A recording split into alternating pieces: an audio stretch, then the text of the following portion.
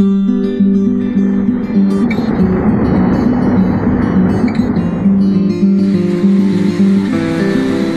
Dame Nature, elle en pense quoi?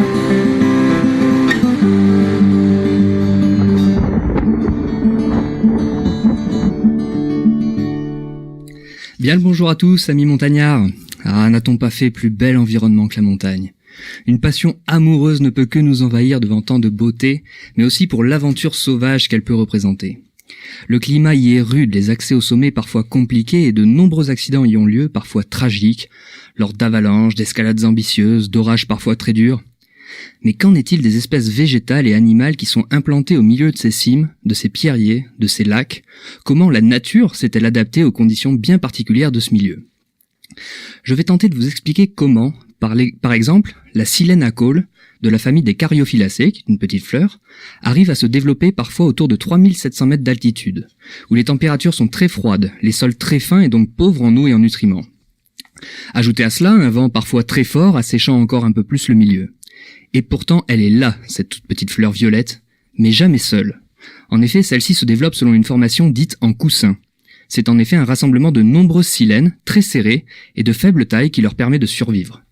Leur faible taille limite bien entendu l'exposition au vent, mais c'est aussi une stratégie pour faire face à la pénurie de nutriments et d'eau, car plus l'organisme est important en taille, plus ses besoins sont importants pour l'entretien de l'ensemble des parties de l'individu. Pour ne pas faire dans le cliché, ça serait comme comparer l'assiette de Teddy Riner et celle de Passepartout. On comprend bien que c'est pas tout à fait les mêmes budgets au self.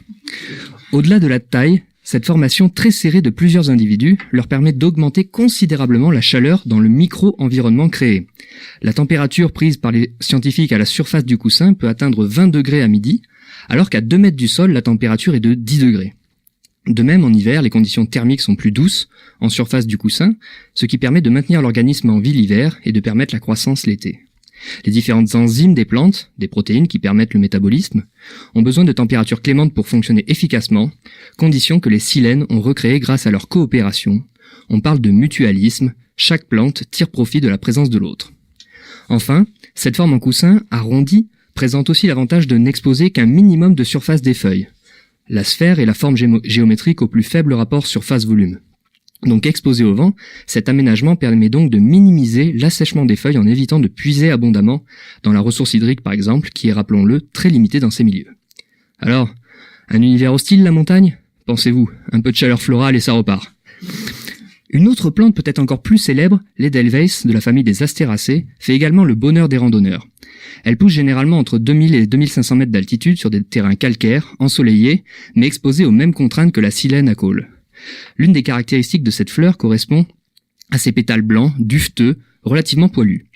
Cela permet à la plante de conserver une certaine humidité l'été, quand le temps est sec, en bloquant une couche humide à sa surface. Cela limite la transpiration de la plante. L'hiver, ce film représente aussi un bon isolant thermique pour faire face au gel. La petite taille de cette fleur lui permet également de profiter de l'effet tampon de la couche de neige l'hiver, limitant les fortes variations de température. Enfin, la couleur blanche est un avantage certain pour cette plante, lui conférant des valeurs d'albédo relativement fortes, c'est-à-dire la fraction d'énergie solaire qui est renvoyée vers l'atmosphère.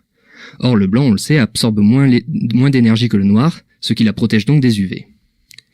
Et nos amis les marmottes, qui ne font pas que mettre le chocolat dans le papier d'alu, mais qui en plus se sont elles aussi adaptées au froid. Vivant entre 1200 mètres et 2500 mètres d'altitude dans les estives, elles creusent des terriers, encore une fois pour profiter de l'effet tampon du sol, qui atténue les différences de température. C'est aussi un excellent endroit où dormir tout l'hiver, grâce à une excellente fourrure isolante et de chouettes réserves de graisse, du coup on sait où il arrive le chocolat, eh bien elles peuvent hiberner en famille. C'est important la famille, car lorsque les marmottes hibernent, leur métabolisme est très ralenti, et de fait leur température corporelle descend énormément. Dormir à plusieurs permet donc d'élever la température à l'intérieur du terrier et économise donc l'énergie de chacun en mettant en commun, partageant l'énergie thermique que chacun fournit.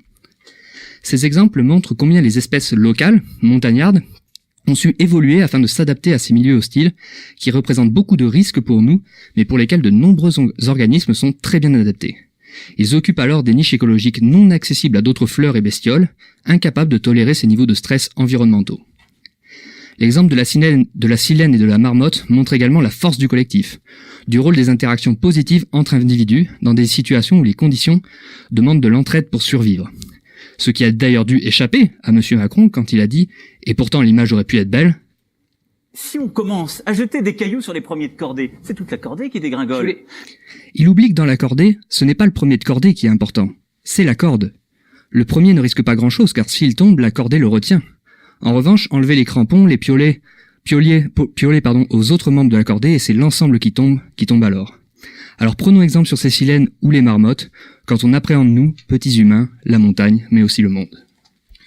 Merci Antoine pour cette petite chronique nature, fleurs, marmotte.